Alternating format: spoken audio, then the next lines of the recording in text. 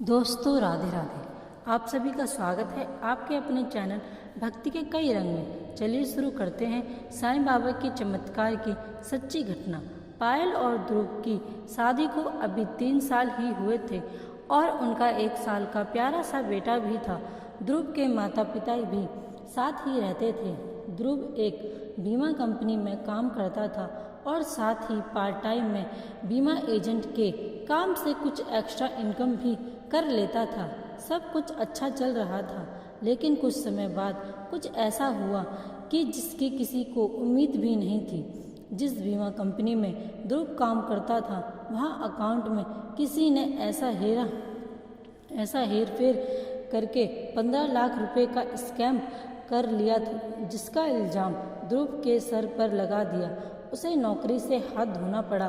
साथ ही उसे कंपनी ने नोटिस दिया कि या तो 1 महीने में रकम जमा करा दो वरना पुलिस केस कर देंगे। यह खबर आग की तरह फैल गई। वह जो पार्ट टाइम में बीमा करता था उससे भी लोग बचने लगे। ध्रुव ने काफ़ी कोशिश की अपनी ईमानदारी को साबित करने की, पर उसकी किसी ने एक ना सुनी। वह अंदर से टूट गया था, क्योंकि इतनी बड़ी रकम वह 1 महीने में कहाँ से पूरी कर सकता था। उसे कुछ समझ नहीं आ रहा था। उसने अपने मम्मी पापा को सारी बात बताई और वह फूट फूट कर रोने लगा। उसे रोता देख पायल की आंखों से भी आंसू गिरने लगे। तब उसके पिताजी ने हिम्मत बांधते हुए कहा कि कोई बात नहीं, उतार चढ़ाव जिंदगी में आते रहते हैं। तुम्हारी ईमानदारी एक दिन साबित होकर रहेगी और सब सच्चाई सामने आएगी तो सब कुछ ठीक हो जाएगा। तुम चिंता मत करो। हमारे पास गांव में काफ़ी ज़मीन है, उसे बेचकर नुकसान पूरा कर देंगे और तुम कोई और नौकरी ढूंढ लेना। अगले दिन वह सारी अपनी पुश्तैनी ज़मीन को बेचने का मन बनाकर गांव के लिए निकल गए। दोपहर तक वह सभी गांव पहुंच गए। यहाँ ध्रुव के चाचा रहते थे और वो ही खेती बाड़ी करते थे और ज़मीन की देखभाल करते थे। ध्रुव के पिताजी ने सारी बातें उन्हें बताईं। उनकी बात सुनकर ध्रुव के चाचा बिगड़ गए और ज़मीन में हिस्सा देने के लिए मना करने लगे। उन्होंने कहा कि मैं 1 गज ज़मीन भी नहीं बेचने दूंगा, जो करना है कर लो।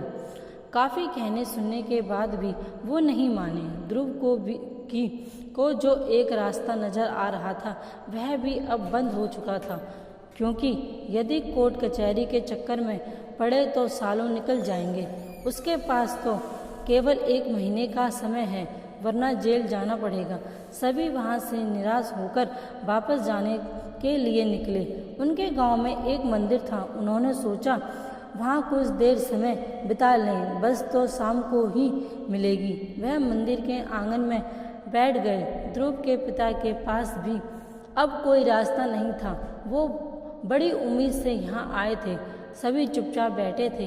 तभी मंदिर के पुजारी वहाँ आए।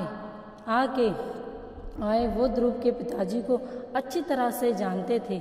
उनके पूछने पर ध्रुव के पिता ने सारी बात बता दी। तब पुजारी जी ने कहा, आप मेरे कहने से यहाँ से सीधे साईं बाबा के मंदिर चले जाइए, वो आपकी सारी परेशानी दूर कर देंगे। यह सुनकर ध्रुव बोला, मेरी किस्मत ही खराब है। अभी भी तो हम मंदिर में ही बैठे हैं। यहीं भगवान को कुछ करना होता तो यहीं कर देते। कुछ नहीं हो सकता। मुझे जेल जाकर सज़ा काटनी ही पड़ेगी, तभी इस सब से पीछा छूटेगा। ऐसा कहकर उसकी आंखों से आंसू बहने लगे। यह सुनकर सभी चुप हो गए। उस समय पायल ने कहा, जो होना है वह तो होगा ही, पर जब पुजारी बाबा इतने विश्वास से कह रहे हैं तो एक बार दर्शन करने में क्या बुराई है। वैसे भी घर ही तो जाना है, आज नहीं कल पहुंच जाएंगे। बाकी सभी ने पायल की बात का समर्थन किया, पर ध्रुव इतना डर चुका था कि उसे किसी पर यकीन करने का मन नहीं कर रहा था। उसके पिता ने कहा, ठीक है, हम सब साईं बाबा के दर्शन करेंगे, उसके बाद ही घर जाएंगे। वह सभी बस से सफ़र करके सुबह सिरणी पहुंच गए। वहां एक धर्मशाला में रुके और नहा धोकर मंदिर पहुंच गए। 1 घंटे लाइन में लगने के बाद वह बाबा के सामने पहुँचे। बाबा के सामने पहुँचते ही सभी आंखों से आंसू बहने लगे। पीछे से साईं बाबा का जयकारा लग रहा था।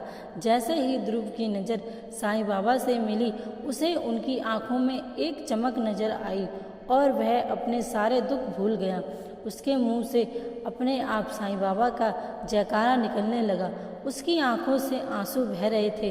तभी भीड़ ने उसे आगे बढ़ा दिया और वह बाहर निकल आए। ध्रुव के चेहरे पर अजब सी मुस्कान थी। उसने कहा, पिताजी, बाबा ने मुझे साक्षात दर्शन दिए हैं। मैं इतने मंदिरों में गया पर ऐसा पहले कभी नहीं हुआ। उनकी आंखों से अलग सी चमक निकली और मेरी आंखें चकाचौंध हो गईं। अब मुझे कोई चिंता नहीं, जो होगा देखा जाएगा। बाबा की जयकार करते हुए वह सभी अपने घर आ गए। 1 हफ्ते बाद एक दिन ध्रुव के ऑफिस से फ़ोन आया। उसे ऑफिस बुलाया गया, जहां उसे पता लगा कि उसके साथ काम करने वाले रमेश का एक्सीडेंट हो गया है और वह अस्पताल में है। उसने 1 सप्ताह पहले नई गाड़ी खरीदी थी जिसे वह चला रहा था और यह हादसा हो गया। उसने अपने गुनाह कबूल कर लिया है कि यह स्कैम उसी ने किया था।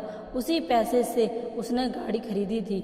ऑफिस वालों ने बताया कि वह एक बार ध्रुव से मिलना चाहता है। ध्रुव सीधा अस्पताल गया।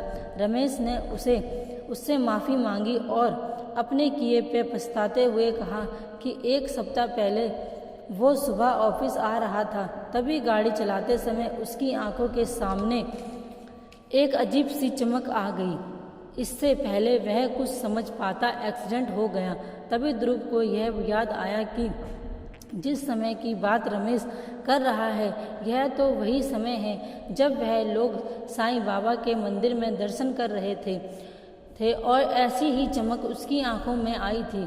वह समझ गया कि यह सब साईं बाबा की ही कृपा है। वह चुपचाप घर आ गया। उसे उसकी नौकरी भी वापस मिल गई।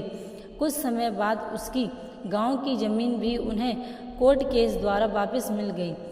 तब से ध्रुव पूरे परिवार के साथ हर साल साईं बाबा के दर्शन के लिए जाता है। लोगों, भगवान में अगर विश्वास हो तो भगवान आपकी हर समस्या को दूर करते हैं। धन्यवाद। अगर आपको ये वीडियो पसंद आई हो तो प्लीज़ इसे लाइक कीजिए, सब्सक्राइब कीजिए, शेयर कीजिए और ज़्यादा से ज़्यादा कमेंट कीजिए।